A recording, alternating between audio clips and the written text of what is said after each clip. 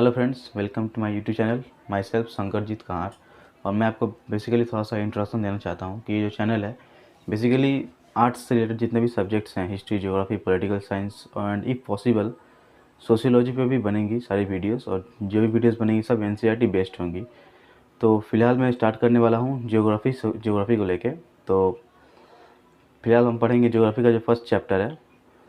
Actually geography के दो books है, क्लास 12 में ज्योग्राफी के दो बुक्स हैं। पहला है इंडियन पीपल एंड इकोनॉमी और दूसरा है आपका फंडामेंटल्स ऑफ फिजिकल ज्योग्राफी। तो फिलहाल हम स्टार्ट करने वाले हैं सेकंड वन से, और उसका फर्स्ट चैप्टर का आज हम डिटेल एनालिसिस करेंगे। तो चलिए हम स्टार्ट करते हैं। तो पहला आज हम पढ़ेंगे ह्यूमन ज्योग्राफी के बारे में।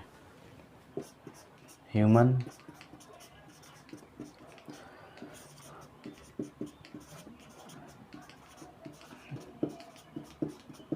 Human geography. First of all हम ये जानते हैं कि ह्यूमन ज्योग्राफी आखिरकार होता क्या है, तो इसका डेफिनेशन क्या है। तो एक्चुअली ये एक जियोग्राफिकल टर्म है, और जियोग्राफिकल टर्म को बेस्ट डिफाइन कौन कर सकता है? एक जियोग्राफर से बेहतर और कोई नहीं कर सकता। तो एक जियोग्राफर थे। वैसे आपको बुक्स में बहुत सारे डेफिनेशन मिल जाएंगे, पर मेरा जो ऑल टाइम फेवरेट है वो है एलन सी सैम्पल का। आइए देखते हैं। तो एलन सी सैम्पल क्या कहते हैं? एलन सी सैम्पल क्या कहते हैं? दैट ह्यूमन ज्योग्राफी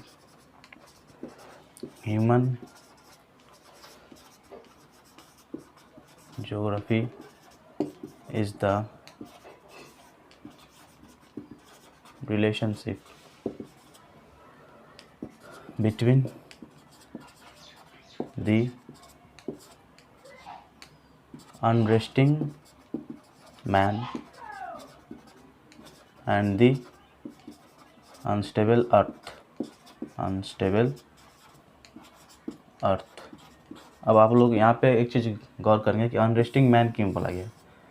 क्योंकि हम ह्यूमन बींग्स मतलब कॉन्स्टेंटली चाहते हैं कुछ ना कुछ चेंज करने का, कुछ ना कुछ अच्छा करने का। तो इस अच्छा करने के चाह में ही हम कुछ ना कुछ गड़बड़ कर देते हैं। तो अनरेस्टिंग मैन इसीलिए बोला गया है क्योंकि हम लोग कभी रेस्ट नहीं है। हम लोग को जितना मिलता है हमको और चाहिए, है ना। हम कभी मतलब सेटिस्फाई नहीं होते किसी भी चीज़ से। जितना मिलता है हमें उतना कम लगता है, इसलिए अनरेस्टिंग बोला गया है। क्योंकि हम हमेशा कुछ और डिमांड करते रहते हैं, है ना।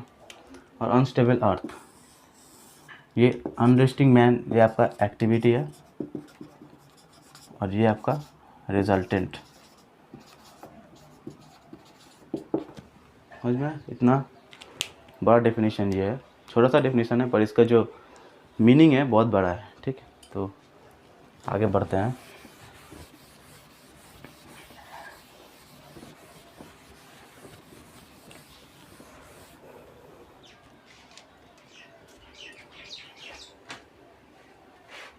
अब आपको पढ़ाने वाले हैं nature of human geography. Human geography का नेचर क्या है।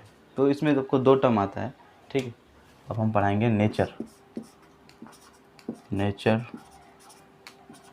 Of human geography.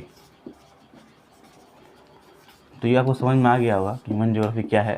रिलेशनशिप है, एक रिलेशनशिप है, relationship between human beings and nature, है ना। तो ये जो रिलेशनशिप है इसको बेस्ट डिफाइन किया जा सकता है दो तरीके से। एक है नेचुरलाइजेशन ऑफ ह्यूमन,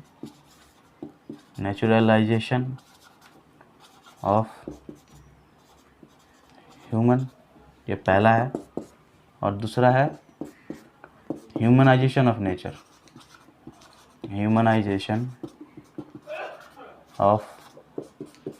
नेचर, ठीक। जो रिलेशनशिप है ह्यूमन और नेचर के बीच में, इसको हम बेस्ट डिफाइन कर सकते हैं दो तरीके से। एक है नेचुरलाइजेशन ऑफ ह्यूमन और जो दूसरा है वो है ह्यूमनाइजेशन ऑफ नेचर। तो नेचुरलाइजेशन ऑफ ह्यूमन को हम एक और वर्ड से डिफाइन करते हैं जिसको बोलते हैं इन्वायरमेंटल डिटर्मिनिज्म। सही है। जो नेचुरलाइजेशन ऑफ ह्यूमन है इसको हम एक और वर्ड बोल सकते हैं। इसका मतलब क्या है? Environmental determinism. Naturalisation of human means environmental determinism, and humanisation of nature का मतलब होता है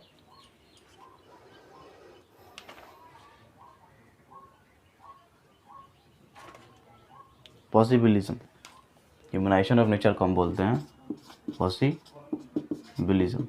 अब इन दोनों जो वर्ड्स है इसमें बहुत ज़्यादा डीप मीनिंग है। देखिए, नेचुरलाइजेशन ऑफ ह्यूमन हमें क्या बताता है, जो ह्यूमन जो है works according to the law of nature.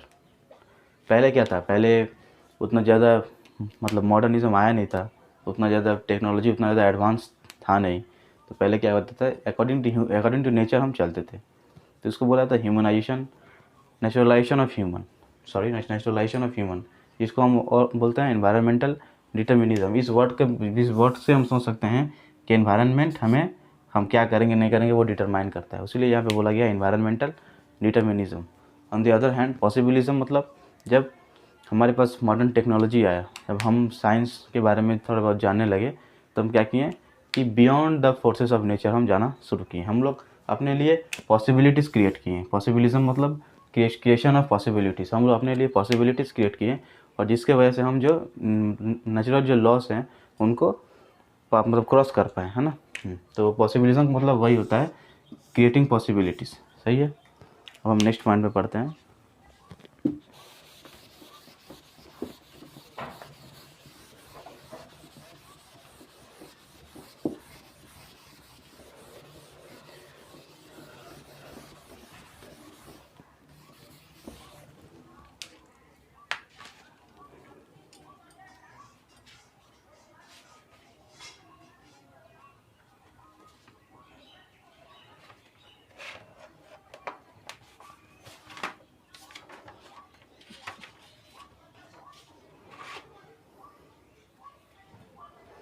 मैं आपको थोड़ा सा जो बुक में जो डेफिनेशन दिया हुआ है ह्यूमनाइजेशन ऑफ नेचर और नेचुरलाइजेशन ऑफ ह्यूमन, उसके बारे में थोड़ा आपको बताना चाहता हूँ।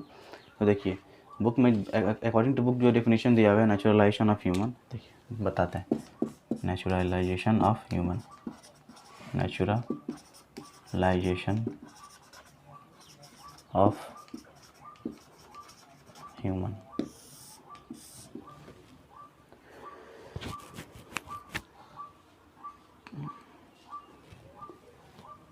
इसको हम लोग बोल सकते हैं environmental determinism.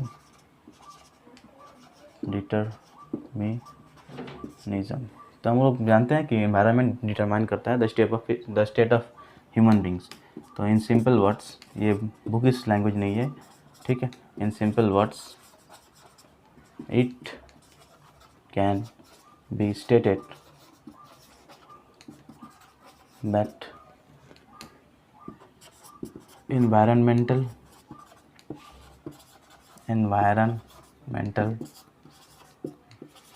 determinism is a concept which implies that environment or nature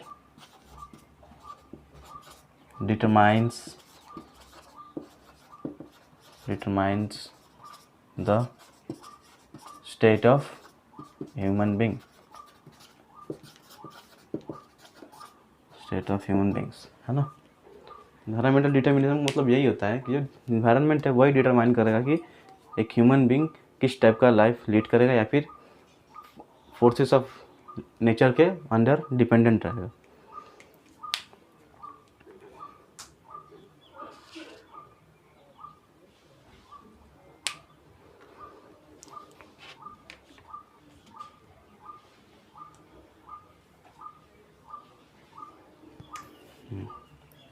और इसका एक और डेफिनेशन निकल के आता है जो बुकिश है, वो क्या बताता है, द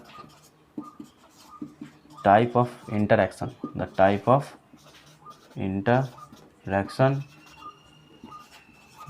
बिटवीन प्रिमिटिव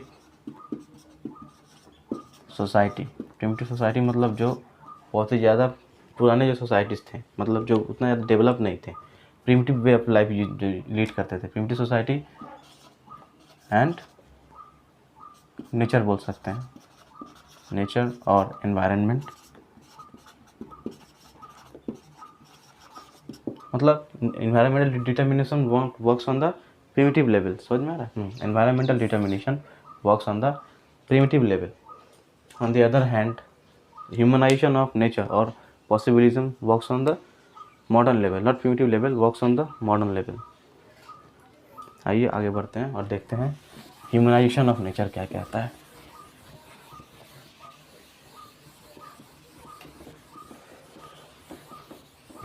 और मैं एक चीज़ आपको पॉइंट करना चाहता हूँ कि जो जब तक इन्वायरमेंटल डिटर्मिनिज्म था तब तक जो है हम कंट्रोल में थे, हम we are living in a controlled manner, हम फोर्सेस ऑफ नेचर से डरते थे। पर जब पॉसिबिलिज्म आया तो हम क्या किए, फोर्सेस ऑफ नेचर के बात सोचने लगे और धीरे धीरे हम एक्सप्लॉयटेशन की तरफ जाने लगे। एक्सप्लॉयटेशन ऑफ किस चीज़ के? Exploitation of resources. आइए समझते हैं। उसके बाद क्या आया? Humanisation of nature, humanisation of nature, humanisation of nature. इसमें क्या हुआ था? इसको एक और वर्ड में हम बोल सकते हैं possibilism.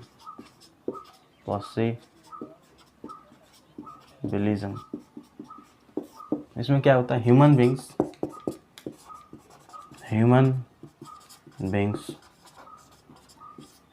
Create possibilities, human being create possibilities with the help of natural resources,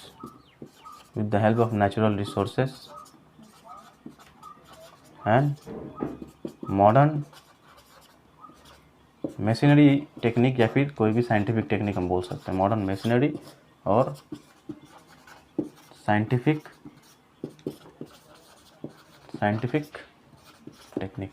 इसमें क्या होता है? ये ह्यूमन बींग्स है वो पॉसिबिलिटीज़ क्रिएट करते हैं अपने लिए with the help of natural resources. Natural resource का ही हेल्प लेके वो लोग अपने लिए पॉसिबिलिटीज़ क्रिएट करते हैं और विथ मॉडर्न मशीनरी और साइंटिफिक टेक्निक। उस मतलब ये जो मैं आपको पहले ही बोला था, ह्यूमनाइजेशन ऑफ नेचर जो है और पॉसिबिलिज्म जो है वो प्रिमिटिव लेवल पे काम नहीं करता है, वो जो मॉडर्न लेवल पे काम करता है।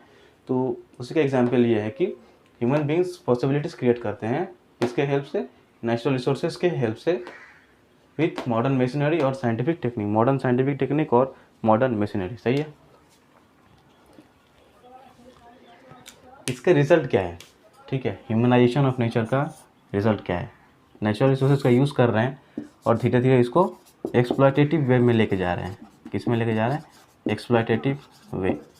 We are using the resources but in a exploitative way. सही है, हम रिसोर्स को यूज़ कर रहे हैं बट उसको मतलब बहुत ज़्यादा ही रिसोर्स यूज़ कर रहे हैं। तो हमको इसके लिए क्या अपनाना चाहिए? हमको अपनाना चाहिए सस्टेनेबल डेवलपमेंट का आइडिया।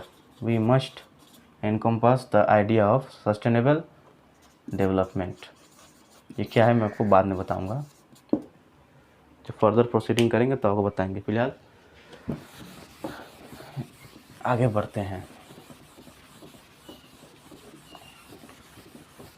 अब ह्यूमनाइजेशन नेचर होने के या फिर पॉसिबिलिज्म होने का रिजल्ट क्या है कि अब एक्सप्लॉयटेशन हो रहा है, रिसोर्सेज का बहुत ज़्यादा ओवर यूज़ किया जा रहा है। इससे क्या होगा? हमारे जो फ्यूचर जनरेशन है उनको ये सारे रिसोर्स अवेलेबल नहीं होंगे। ठीक है ना, ये रिसोर्स किसी का प्रॉपर्टी नहीं है।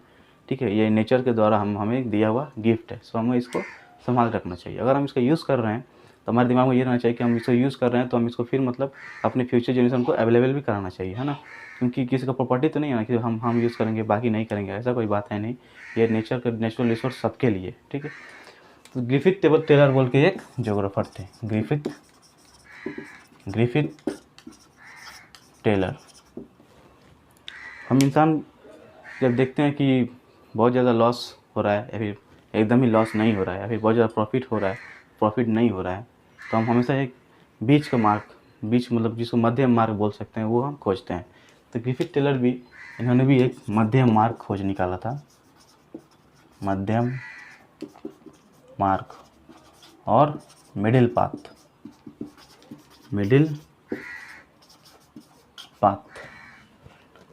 जिन्होंने मिडिल पाथ किसके बीच में? Environmental determinism mental determinism and possibilism के बीच में इन्होंने एक मिडिल पाथ और मध्यम मार्ग खोज के निकाला, जिसका नाम था नियो डिटर्मिनिज्म, जिसको हम लोग बोलते हैं नियो डिटर्मिनिज्म। सही है। अब नियो डिटर्मिनिज्म क्या कहता है, that neither there is a state of absolute necessity nor absolute freedom, है ना। न्यू डिटर्मिनिज्म क्या कहता है, that neither there is a state of absolute necessity nor absolute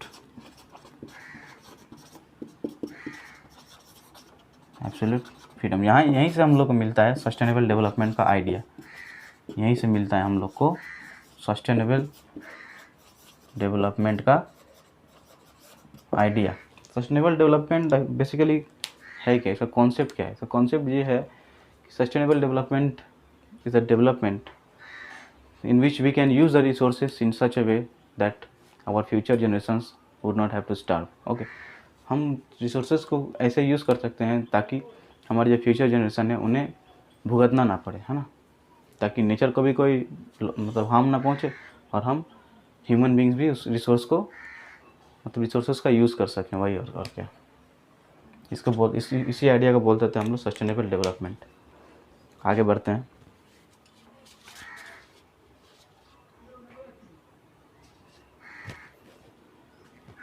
एक और चीज़ बताना चाहता हूँ, इसमें बोला गया था नियो डिटर्मिनिज्म में that human beings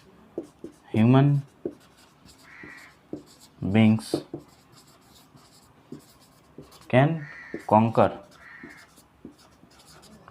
nature by obeying it. मतलब हम इंसान झुक के भी उसके नेचुरल लॉज को मान के भी हम नेचर को कॉन्कर कर सकते हैं। उसी का आइडिया था नियो डिटर्मिनिज्म, किसने दिया था? Griffith Taylor. आगे बढ़ते हैं।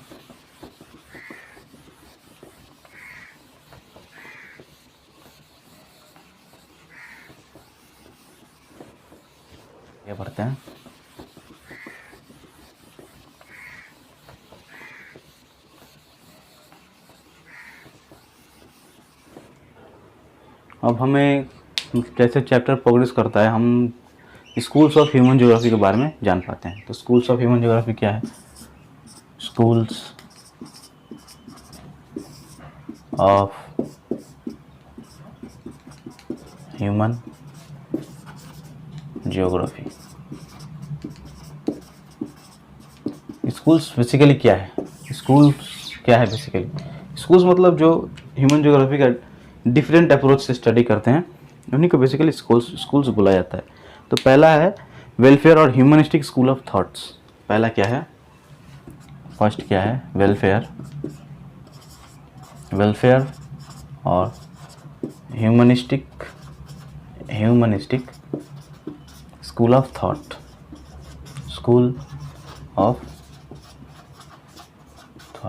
मतलब स्टडी, इसका जो स्टडी है ह्यूमन ज्योग्राफी का स्टडी है इस स्कूल में कौन से अप्रोच से है? वेलफेयर और ह्यूमनिस्टिक अप्रोच से है।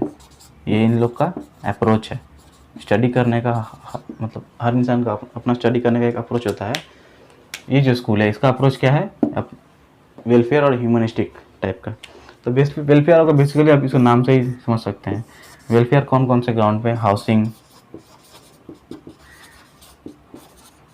फूड या फिर क्लोथिंग बोल सकते हैं, और सब मिला के बोल सकते हैं बेटर लिविंग कंडीशन, है ना, बेटर लिविंग कंडीशन बोल सकते हैं, है ना।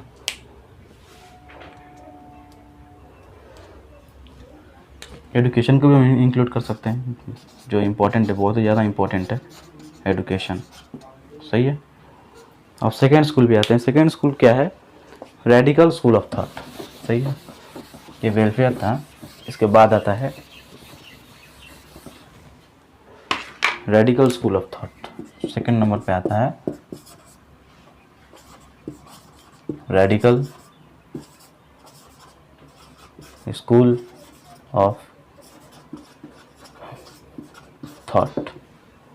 रेडिकल स्कूल ऑफ थॉट, इसमें क्या बोला जाता है, इसमें मार्क्सियन थ्योरी को एम्प्लॉय किया जाता है। मार्क्सियन थ्योरी को एम्प्लॉय किया जाता है to illustrate the cause of poverty, to illustrate the cause of poverty, deprivation and social inequality. Poverty, deprivation and social inequality. समझ में आया? ये रेडिकल स्कूल ऑफ थॉट है, ये मार्क्सियन थ्योरी को एम्प्लॉय करता है। मार्क्सियन थ्योरी को एम्प्लॉय करता है to illustrate the cause of poverty, deprivation and social inequality. अब नेक्स्ट स्कूल की तरफ बढ़ते हैं, जो है behavioural school of thought. Next क्या है? Behavioural school of thought. Behavioural school of thought,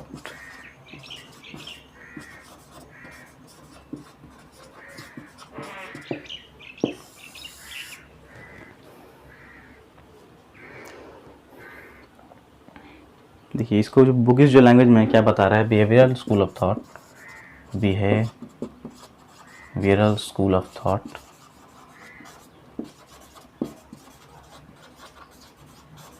laid emphasis behavioral school of thought laid emphasis on lived experience,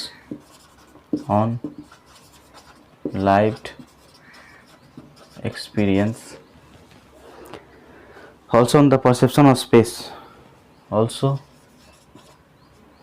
on the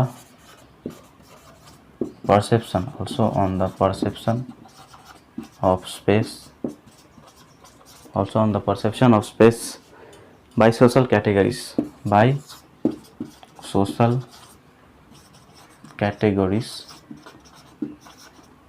based on ethnicity, race and religion, based on ethnicity, race and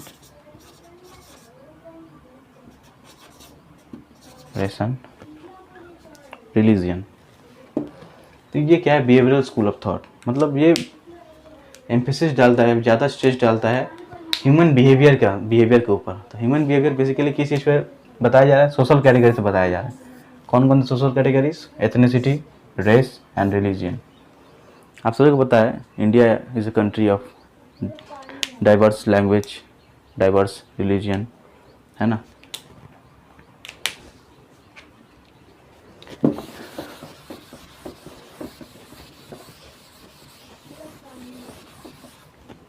आगे बढ़ते हैं।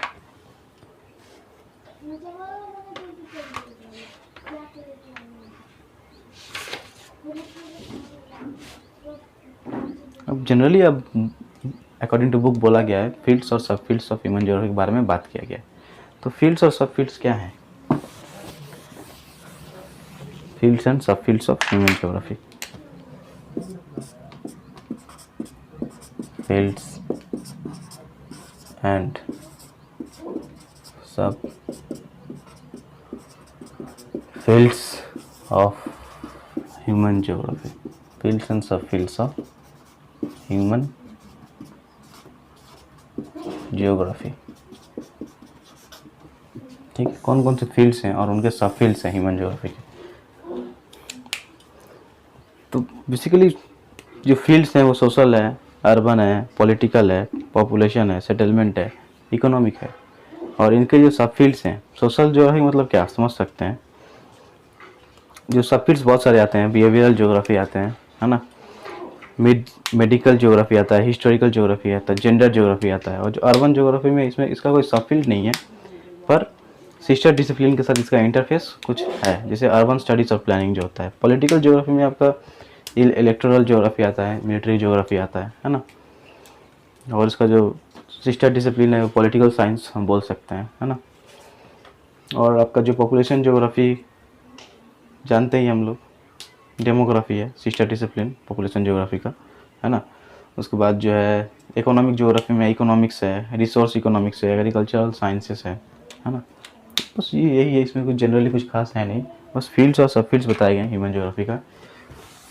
तो यहीं पे आज का session हम ख़त्म करते हैं। और मैं आपको कुछ बताना चाहता हूँ कि मैक्सिमम स्टूडेंट्स क्या करते हैं कि चैप्टर को याद कर लेते हैं, पर यहाँ पे आपको याद नहीं करना है। अब एक्चुअली यहाँ पे आप कुछ सीखने आए हैं ना, तो आप यहाँ से कुछ सीख के जाएँ, मैं इतना ही चाहूँगा। ठीक है, तो आज का सेशन हम यहीं पे एंड करते हैं और मिलते हैं नेक्स्ट दिन।